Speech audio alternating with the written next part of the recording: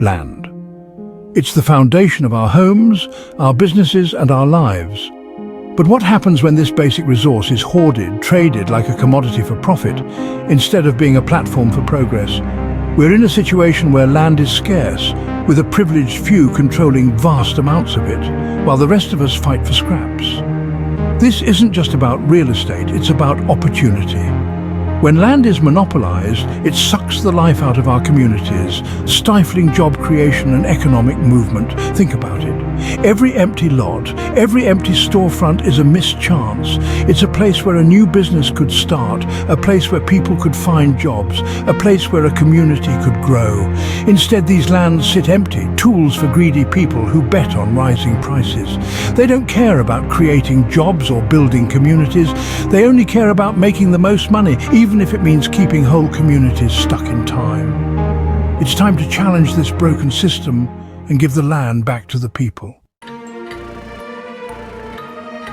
Let's talk about land speculation, okay? This is when someone buys land not to use it, but to hoard it like a dragon guarding its treasure, waiting for prices to go up so they can sell it for a lot more. Who loses in this game of speculation? We do. Families struggle to pay city rent while lots of homes sit empty in the city. Small businesses can't find affordable places to rent. Young people are forced to leave their hometowns. Land speculation stops new ideas and businesses from growing.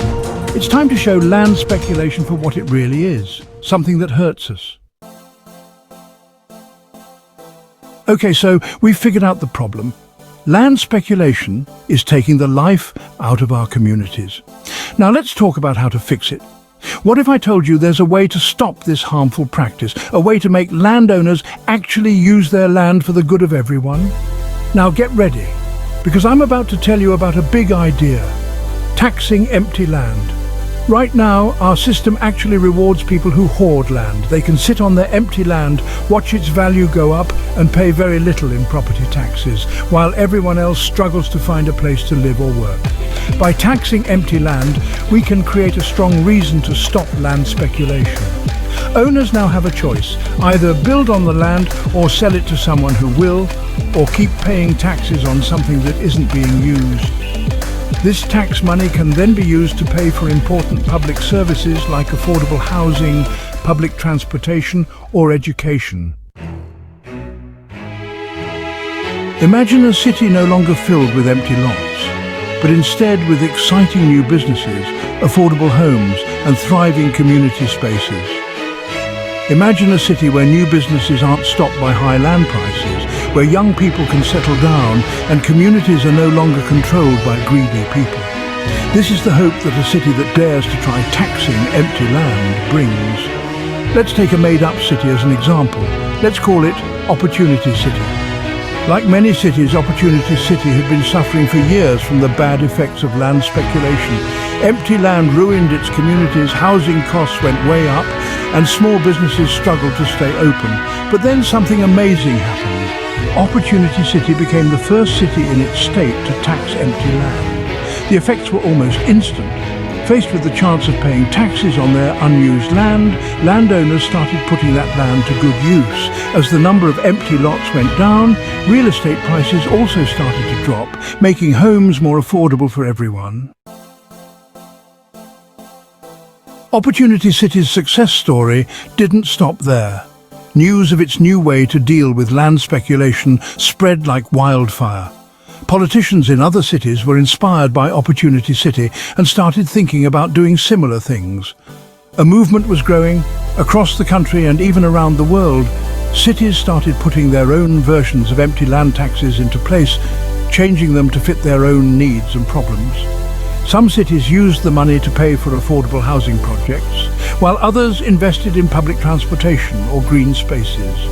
But the common thread was a promise to use this new policy tool to create fairer and more successful communities. As more and more cities adopted this method, its effects were seen all over the world. The speculation bubble that had once driven up land prices began to pop, making land easier to get for those who truly wanted to use it for good. The power balance was shifting from the speculators to the communities they had once taken advantage of. We often talk about land speculation using big words, economic indicators, housing markets and urban development plans. But behind these numbers are real people, real lives, stuck in a system that puts money over people. Take the single mother working 2 jobs to make ends meet in a city where affordable housing is hard to find. She dreams of starting her own business, but the cost of business space makes that dream seem impossible.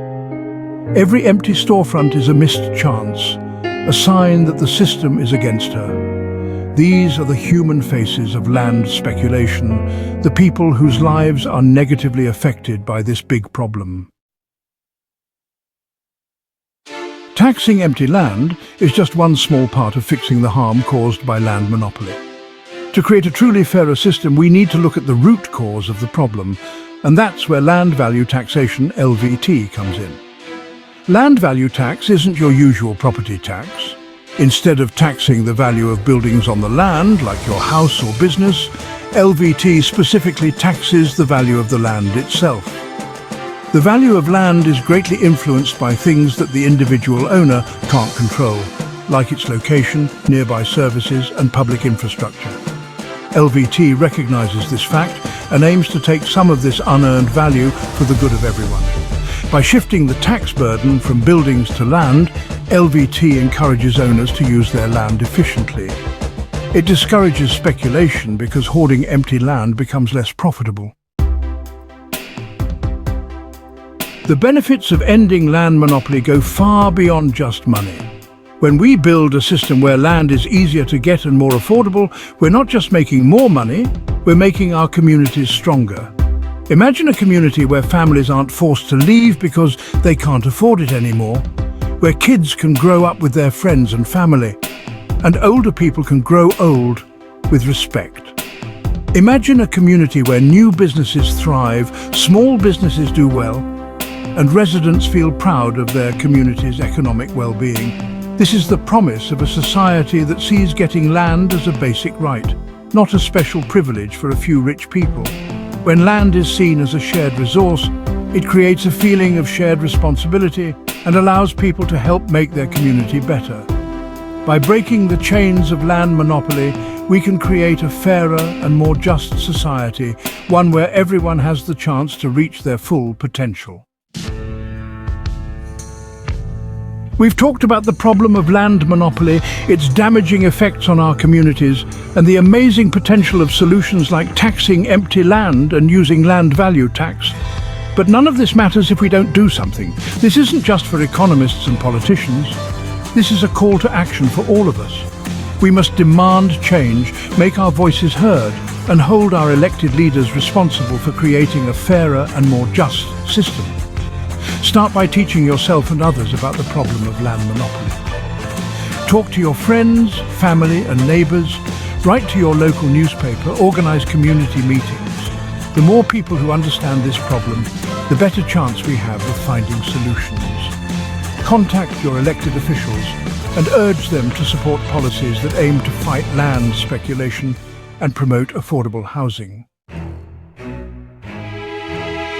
The task before us may seem huge, but we must not forget the hope behind all this effort. The idea of a world where land is no longer a tool of control, but a foundation for everyone to do well, is not a dream. It's something we can achieve right within our grasp. Imagine cities designed for people, not just for money, where there's plenty of affordable housing, good public transportation and lots of green spaces.